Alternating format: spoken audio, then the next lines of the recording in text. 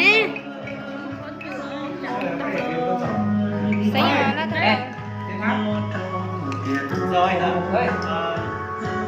không có men chúng nó miếng bé, chúng nó miếng bé của nó càng ngày nó càng sinh điện nó bẩn đấy, nó sụp đè, không có men nó cho đó, nó chỉ là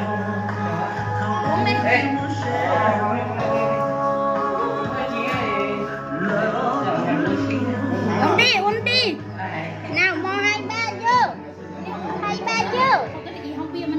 Hai ba uống đi. Nhưng mà bây giờ hả gì? Bây giờ câu hả?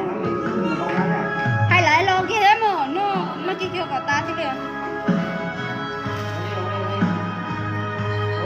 Sao đâu chờ lấy cho nhưng mà mày quên nha. Quên nhóc con đại là cho hoàng ấy. Cho tôi. Cho tôi để lái thằng là 1 triệu. Nha. Sẽ là nó đấy.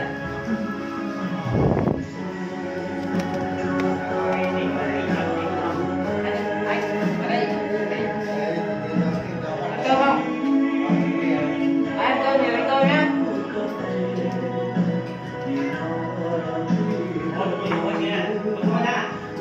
Xong rồi đi.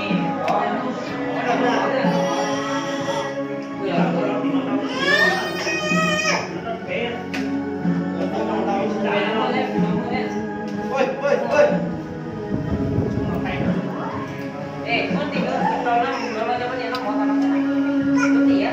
Ê, lúc tí nó Nhớ chị cả là lúc đó lại phê lại cho lấy. Sao chị lấy được không? Đây, chịu khó rồi. Uống xong ăn nè.